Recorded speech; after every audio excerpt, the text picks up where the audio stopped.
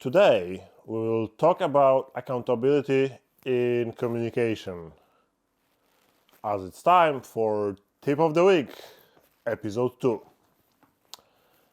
Hey, my name is Darius from devconfident.com. Today, I want to talk with you about accountability in communication. Hey, it's Darius of devconfident.com. Today, I want to talk with you about accountability in communication, as it's Tip of the Week, Episode 2. What do I mean about accountability in communication? Every time we talk about communication, is interaction between two or more people over any channel, and usually it's a contest of throwing spaghetti on the wall and seeing what will stick. When you think about a situation where you couldn't really find common language with someone, or when you haven't been listened to, even if you really wanted to help, if you wanted to express yourself or at work to find solution to the problem, and someone else has taken it from you, even by saying the same thing. There's one story that happened to me where there was pretty spontaneous meeting about problem to be solved, and it was few developers present. It was me and my friend as well, and I've presented the solution to the problem, what I thought would be the way forward, and I've been ignored.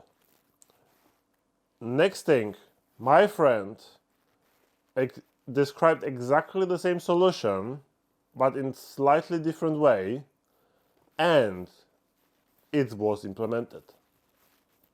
So what this proved me is that it doesn't matter what the solution is, it matters how you deliver it, and that it's always your responsibility to take on to deliver message you want to deliver. Also, in the situation where you speak with someone who is difficult, you don't want it to become the throwing spaghetti contest. You want to be the one who will take the accountability, the responsibility for the communication, and you will make this additional step to try to understand the other person, even if they don't have the communication skill you would expect. Because in normal life, if you don't think about how you communicate, it will become pretty random. Some people were taught at home how to communicate, some weren't. I'm of the people who weren't educated in the art of communication, and I had to teach myself. But where it comes to is that you're meeting people every day, at work, on the street, in your local cafe or in the pub, and you speak with them. And sometimes the conversation is great, and sometimes it just stops. You're trying your best, the other person tries their best as well, but it just cuts off after a minute or after 15 minutes. It is natural, because I would argue that a very small number of people have been really taught how to communicate. Most of people are based on their experiences, what they've learned at school, at home, and they leave it to pure randomness, to the pure chance of will this conversation work or not. And it's even more important because this affects our lives as a whole. If we don't know how to communicate, our relationships will break. Our work will be way, way more difficult than it should be. Our promotions or progress will be stopped. We'll get alienated and have harder time to find friends. That's why, from today, I ask you to hold yourself accountable for the communication. When you speak with someone, have a thought at the back of your head. What do you want to communicate? What is the goal of conversation? And what do you think the other person wants?